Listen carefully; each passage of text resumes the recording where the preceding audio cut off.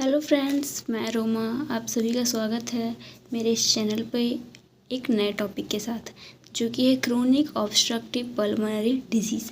Chronic का मतलब क्या होता है? क्रोनिक मतलब है कि कोई भी डिजीज़ कंडीशन जो कि बहुत ही ग्रेजुअली धीरे धीरे डेवलप हो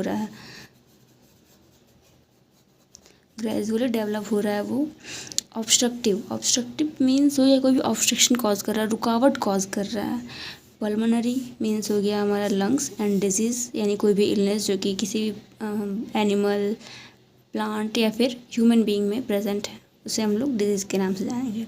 नेक्स्ट क्या है, हम लोग देखते स्टार्ट करते हैं इसमें क्या होता है। तो इंट्रोडक्शन का बात करते हैं। COPD is a life threatening lung disease. It causes chronic obstruction of airway in the lungs.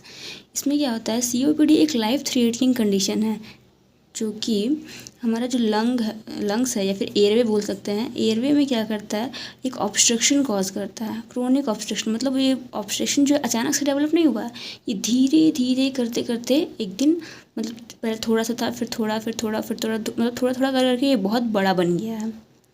इसमें तो हमारा 2 डिजीज़ को इंक्लूड किया जाता है। पहला है एम्फाइसीमा एंड दूसरा होता है हमारा क्रोनिक ब्रोंकाइटिस। हम लोग पहले देखते हैं एम्फाइसीमा क्या होता है। Permanent irreversible dilation of air space, damage और of air space beyond the terminal bronchioles. क्या बोल रहा है कि हमारा जो एयर स्पेस होता है, जहाँ से एयर पास होता है, इसमें आप देख सकते हैं ये हमारा नॉर्मल पीपल में पाया जाता है। इसमें ये हमारा ऑक्सीजन है, ये terminal bronchioles, respiratory bronchioles and ये एल्वियोलाई। इसमें ऑक्सीजन जो है वो ऐसे आ रहा है और ये एल्वियोलाई में जाता है, फिर यहाँ पे गैसेस एक्सचेंज होता है। तो कंडीशन क्या हो रहा है, डेवलप हो रहा है। यहाँ पे देख सकते हैं टर्मिनल ब्रोंक्यूल्स, और ये हमारा है टर्मिनल ब्रोंक्यूल्स के आगे में एक ब्लैब्स का फॉर्मेशन हो जा रहा है, ब्लैब्स और बुल्ले। ये फॉर्मेशन होने के कारण जो ऑक्सीजन यहाँ से आ रहा था, ये वो यहाँ पे ट्रैप होकर के रह जा रहा है, यहाँ पे ट्रैप हो जा रहा है। आगे रेस्पिरेटरी ब्रोंक्यूल एंड एल्वियोलाई। ये जो कंडीशन है वो कभी कभी एल्वियोलाई में भी डेवलप हो सकता है, ये पूरी तरह से डायलेट हो जाएगा, जिसके कारण ये अपना एल्वियोलाई जो फंक्शन परफॉर्म नहीं कर पाता है। और कभी कभी ये जो है वो टर्मिनल ब्रोंक्यूल्स में भी ब्लैब्स और बुल्ले का फॉर्मेशन हो जाता है, जिसके कारण ऑक्सीजन जो है वो ट्रैप होकर के रह जाता है। अब ऑक्सीजन जब ट्रैप हो जाता है तो इसमें हम लोग को रेस्पिरेटरी फेलियर देखने को मिलेगा, टाइप 1 रेस्पिरेटरी फेलियर। क्यों? क्योंकि ऑक्सीजन का लेवल पूरी तरह से कम हो जाएगा। ठीक है, ऑक्सीजन का लेवल कम हो जाएगा और कार्बन डाइऑक्साइड क्या होता है कि मतलब वो ठीक ठाक ही रहता है, या तो कम रहेगा या तो फिर नॉर्मल रहेगा। ठीक है, तो इसमें हम लोग को टाइप 1 रेस्पिरेटरी फेलियर देखने को मिलेगा।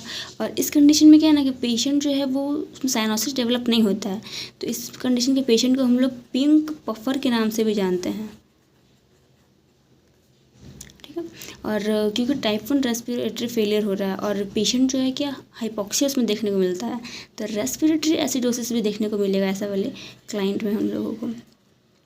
और ये पिंक पफर के कारण बैरल चेस्ट इसका मोस्ट कॉमन सिम्टम होता है। बैरल चेस्ट हम लोग को देखने को मिलता है।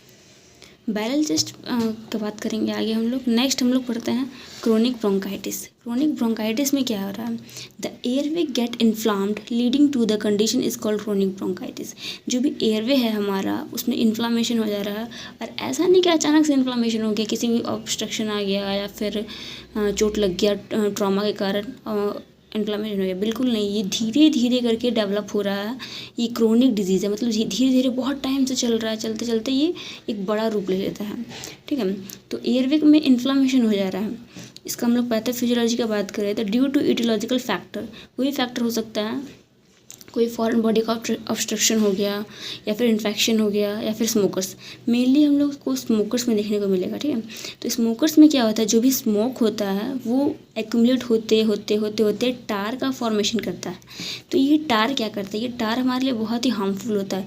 ये टार क्या करता है, ये 2 तरह से काम करता है। पहला काम क्या करता है कि सीलिया जो हमारा नेज़ोफेरेंक्स का पाथवे होता है, ये हमारा हो गया सेल, इस तरह से होता है नेज़ोफेरेंक्स का सेल, और यहाँ पे लगा होता है सीलिया, ऐसे ऐसे। ये सीलिया क्या करता है, जो भी म्यूकस होता है उसको हम लोग मतलब उसको एक्सक्रीट आउट करने में हेल्प करता है। जब सीलिया ही डैमेज हो जा रहा है नेज़ोफेरेंक्स का, तो वो अपना उसका काम तो वो नहीं परफॉर्म कर पाएगा। जब वो अपना फंक्शन परफॉर्म नहीं कर पाता तो म्यूकस क्या होता है, एक्यूमुलेट होने लगता है। नेक्स्ट क्या कर रहे हैं हम, hypertrophy and hyperplasia of the goblet cell, जो हमारा गॉबलेट सेल है उसको ये अफेक्ट कर रहा है और उसका नंबर में इंक्रीज़ करवा रहा है, उसका सेल का साइज़ इंक्रीज़ करवा रहा है, जिसके कारण क्या हो रहा है, और गॉबलेट सेल करता क्या है, म्यूकस प्रोड्यूस करता है, जिसके कारण गॉबलेट सेल में हाइपरप्लाजिया हो गया, मतलब क्या हो गया, इसका सेल का साइज़ अमाउंट दोनों ही इंक्रीज़ हो गया है, तो म्यूकस का प्रोडक्शन बहुत ज़्यादा देखने को मिलेगा। एक तरफ कंडीशन क्या हो रहा है कि म्यूकस का प्रोडक्शन जो है वो बढ़ गया है, ज़्यादा देखने को मिल रहा है, और दूसरी तरफ जो इसको बाहर निकालता है म्यूकस को, जो सीलिया है वो डैमेज हो गया है। सीलिया डैमेज होने के कारण म्यूकस जो वो एक्यूमुलेट होते रह जाता है, देन म्यूकस स्टेसिस एक्यूमुलेशन देखने को मिलता है हमें, एंड इसके कारण क्या होता है, cause infection and gradually develop chronic bronchitis. बहुत टाइम से जब म्यूकस जमा होने लगता है तो ये इन्फेक्शन कॉज कर लेता है और ये फिर क्रोनिक ब्रोंकाइटिस का रूप ले लेता है। क्रोनिक ब्रोंकाइटिस होने के कारण क्या होता है, PO2 ऑक्सीजन का अमाउंट डिक्रीज़ होगा और PCO2 बढ़ जाता है। ऑक्सीजन का अमाउंट डिक्रीज़ हो रहा है क्योंकि इन्फ्लामेशन हो रहा है, म्यूकस का एक्यूमुलेट हो रहा है, तो प्रॉपर एल्वुलाई तक ही ऑक्सीजन जो है वो नहीं पहुंच पा रहा। जब एल्वुलाई तक ऑक्सीजन नहीं पहुंच पाएगा तो कहाँ से हमारा बॉडी टिश्यू तक पहुंचेगा, और CO2 जो है वो प्रॉपर एक्सक्रीट आउट भी नहीं हो पा रहा है क्योंकि उसका जो एयरवे है वो ब्लॉक हो चुका है। तो ना तो CO2 बाहर निकल पा रहा है और ना ऑक्सीजन अंदर पूरी तरह से आ पा रहा है, जिसके कारण टाइप 2 रेस्पिरेटरी फेलियर देखने को मिल सकता है, जिसके कारण रेस्पिरेटरी अल्कोलोसिस भी देखने को मिलता है। ऐसे वाले पेशेंट में हम लोग को साइनोसिस भी देखने को मिलता है, जिससे हम लोग ब्लू बफर के नाम से भी जानते हैं, ब्लू ब्लॉटर के नाम से जानते हैं। अब देखते हैं इसका रिस्क फैक्टर, कौन कौन से पेशेंट है जो COPD के रिस्क पे होते हैं। पहला जो स्मोक करते हैं, स्मोकिंग, एयर पोल्यूशन या फिर ऑक्यूपेशनल एक्सपोजर। कोई पेशेंट जो बहुत ज़्यादा पोल्यूटेड एरिया में रह रहा है, या फिर कोई पेशेंट ऐसा हो गया जिसका काम ही है ऐसा एरिया में जो बहुत ज़्यादा पोल्यूशन से भरा पड़ा है, तो उन लोगों में भी देखने को मिल सकता है। नेक्स्ट है जेनेटिक, अल्फ़ा-1 एंटीट्रिप्सिन डिफिशियंसी। जेनेटिक में क्या होता है, मतलब बहुत टाइम से अगर हो रहा है उन लोगों को, तो उन लोगों में ना अल्फ़ा-1 एंटीट्रिप्सिन जो है उसका डेफिशिएंसी देखने को मिलता है, जिसके कारण ये डेवलप होता है। नेक्स्ट है एडवांस एज। एडवांस एज में भी हम लोगों को ये देखने को मिल सकता है। अब देखते हैं sign and symptom of chronic bronchitis and emphysema. Emphysema और ब्रोंकाइटिस का साइन एंड सिम्टम को बात करें तो एम्फाइसीमा में क्या होता है, O2 का अमाउंट डिक्रीज हो रहा था, और ये या तो CO2 का अमाउंट डिक्रीज भी हो सकता है या फिर नॉर्मल भी हो सकता है, ठीक है। और क्रोनिक ब्रोंकाइटिस में CO2 का अमाउंट डिक्रीज होगा और O2 का अमाउंट डिक्रीज होगा और CO2 का अमाउंट इंक्रीज होगा। इसमें जो है साइनोसिस देखने को नहीं मिल रहा था, लेकिन इसमें साइनोसिस डेवलप हो रहा था। इसमें एम्फाइसीमा में टाइप 1 रेस्पिरेटरी फेलियर देखने को मिल रहा है, एंड क्रोनिक ब्रोंकाइटिस में टाइप 2 रेस्पिरेटरी फेलियर देखने को मिल रहा है।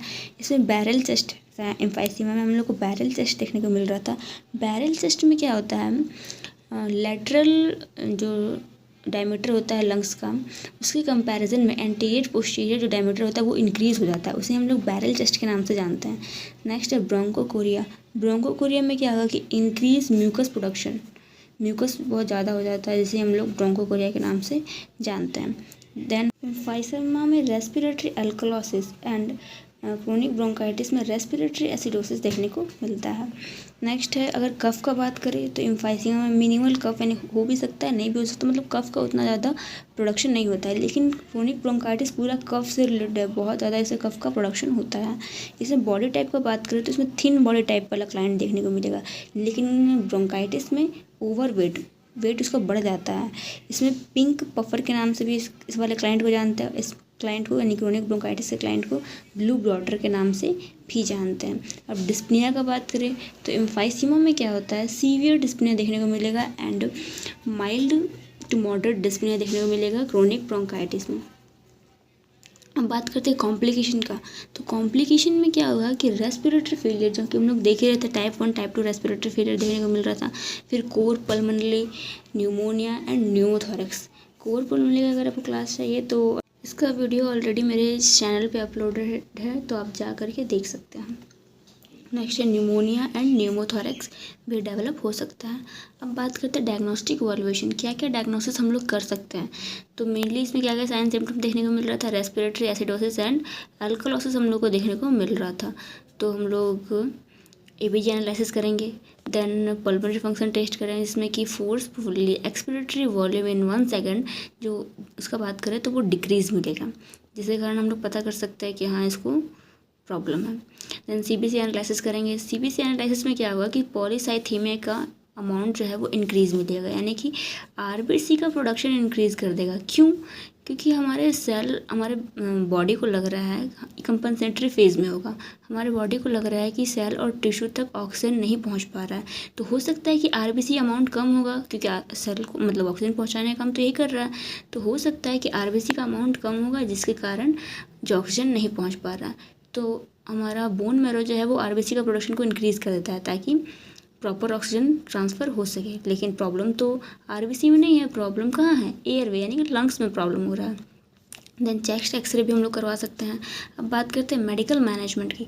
मेडिकल मैनेजमेंट में क्या करेंगे? ब्रोंकोडायलेटर देंगे। क्या हो रहा था वहाँ पे? ब्रोंक्यूल्स कॉन्स्ट्रिक्ट हो रहा था वहाँ पे, तो हम लोग ब्रोंकोडायलेटर देंगे, एल्ब्यूटेरोल एंड इप्राट्रोपियम। देन है कॉर्टिकोस्टेरॉइड, इन्फ्लामेशन हो रहा था तो उसको प्रिवेंट करने के लिए हाइड्रोकॉर्टिसोन देंगे। इन्फेक्शन हो रहा था, म्यूकस बहुत ज़्यादा प्लग बन जा रहा था म्यूकस का जिसके कारण, तो इन्फेक्शन डेवलप हो रहा था, तो अगर इन्फेक्शन प्रेजेंट है तो फिर हम लोग एंटीबायोटिक देंगे। देन म्यूकोलाइटिक ड्रग, जिसमें क्या हो रहा था कि म्यूकस बहुत ज़्यादा प्रोडक्शन हो रहा था और जमा हो जा रहा था, तो उसको थिन करने के लिए हम लोग म्यूकोलाइटिक ड्रग देंगे ताकि वो थिन होकर के बॉडी से एक्सक्रीट आउट हो सके। नेक्स्ट सर्जिकल मैनेजमेंट का बात करें तो जो भी बुल्ले और ब्लेब्स का फॉर्मेशन हो रहा था उसको हम लोग रिमूव कर सकते हैं, उसको काट के हटा सकते हैं। नेक्स्ट है लंग ट्रांसप्लांटेशन, लंग को ट्रांसप्लांट कर सकते हैं। नेक्स्ट बात करते हैं नर्सिंग मैनेजमेंट की। नर्सिंग मैनेजमेंट में क्या है, क्या क्या हम लोग कर सकते हैं? सबसे पहला है सजेशन करवाना है कि उसको बोलेंगे एकदम स्मोकिंग जो है अवॉइड कर दो, करना ही नहीं है स्मोकिंग। नेक्स्ट है वैक्सीनेशन। वैक्सीनेशन में हम लोग न्यूमोकोकस एंड इन्फ्लुएंजा का वैक्सीन लगा सकते हैं। पोजीशन का बात करें तो ऑर्थोपेनिक या फिर फॉलर पोजीशन दे सकते हैं, इसमें कि सेमी फॉलर, हाई फॉलर, ये दोनों पोजीशन हम लोग दे सकते हैं। फ्लूइड्स का बात करें तो 2 से 3 लीटर पर डे हम लोग को फ्लूइड एडमिनिस्टर करना है। देन ऑक्सीजन लो फ्लो 1 से 2 लीटर पर मिनट, यानी 1 मिनट में 1 से 2 लीटर ऑक्सीजन लो फ्लो में, हाई फ्लो में नहीं, लो फ्लो में हम लोग को देना है। क्यों लो फ्लो में देना है? क्योंकि अगर जहाँ हम लोग हाई फ्लो में दिए तो उसका जो रेस्पिरेटरी ड्राइव है वो सप्रेस हो जाएगा। रेस्पिरेटरी ड्राइव सप्रेस होने के कारण हम लोग को ऑक्सीजन जो है, ताकि वो सप्रेस ना हो इसलिए हम लोग को ऑक्सीजन लो फ्लो में ही एडमिनिस्टर करना है। डाइट का बात करें तो स्मॉल एंड फ्रिक्वेंट डाइट देना है, यानी थोड़ा थोड़ा और बार बार, मतलब 4 बार 5 बार ऐसे करके खिलाना है। एक्टिविटी बैलेंस करना है एक्टिविटी और रेस्ट के बीच में, ऐसा नहीं कंटिन्यू काम कर रहा है, ऐसा नहीं करना है। 1-2 काम करना है फिर रेस्ट करना है, फिर 1-2 काम करना है फिर रेस्ट करना है, अगर ज़्यादा काम है तो, और अगर नहीं है तो फिर आप रेस्ट कर सकते हैं। देन क्लाइंट को हम लोग को बोलना है पर्स्ड लिप ब्रीदिंग करने के लिए। पर्स्ड लिप ब्रीदिंग में क्या होता है, इसमें एक सैलो ब्रीथ इनहेल करना है। सैलो ब्रीथ इनहेल करने के बाद जैसे हम लोग सीटी बजाते हैं ना, वैसे होल्ड कर लेना है। उसके बाद एक डीप ब्रीथ एक्सहेल करना है, यानी कि इनहेल कर रहे हैं हम लोग सैलो ब्रीथिंग में और एक्सहेल कर रहे हैं डीप ब्रीथिंग में, लेकिन कैसे? पूरा मुंह खोल के करें, जैसे सीटी बजाते हैं वैसे लिप को कर लेना है और उसके बाद फिर एक्सहेल करना है। आई जस्ट होप कि मेरा लेक्चर आप लोग के लिए हेल्पफुल रहा होगा। So please like, share and subscribe, and thank you so much for your cooperation.